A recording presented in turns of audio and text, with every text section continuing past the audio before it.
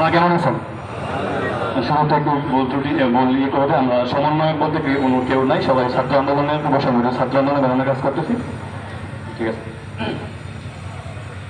ইসলামী আন্দোলন বাংলাদেশ নরসিংদী মনোহরদী উপজেলা কর্তৃক আয়োজিত গণসমাবেশে আয়োজিত উপস্থিত সকল নেতৃবৃন্দকে ছাত্র আন্দোলনের বৈষম্যবিরোধী ছাত্র আন্দোলনের পক্ষ থেকে আন্তরিক অভিনন্দন ও শুভেচ্ছা জানাচ্ছি। আমরা যে কথা বলতে যাচ্ছি, গত 16টি বছর আমরা দেখেছি স্বৈর শাসক। আমরা কোনো স্বৈর শাসক দেখতে চাই না। আমরা কোনো স্বৈর শাসক দেখতে চাই না। আমরা দেখতে চাই এমন একটি বাংলাদেশ যেখানে বৈষম্য মুক্ত থাকবে, যেখানে দলীয় এজেন্ড বাস্তবায়নের কোনো প্রতিযোগিতা থাকবে না, যেখানে থাকবে মানুষের অধিকার প্রতিষ্ঠার জন্য প্রতিযোগিতা। আমরা ইসলামী আন্দোলন বাংলাদেশে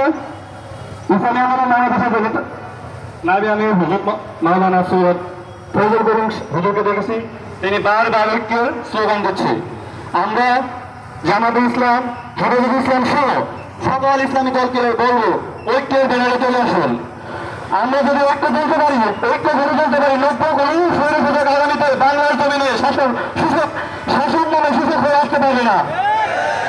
আমরা কোনো শাসককে দেখতে চাই না। আগামীর বাংলাদেশ হবে বৈষম্য মুক্ত ইসলামী বাংলাদেশ, যেখানে কোনো বৈষম্য থাকবে না।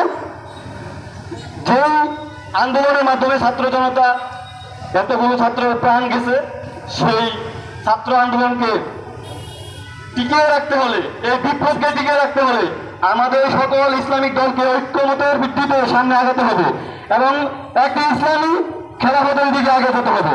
ওমা আলাইনা ইল্লাল বালাগ। আসসালামু আলাইকুম ওয়া রাহমাতুল্লাহি ওয়া বারাকাতুহু।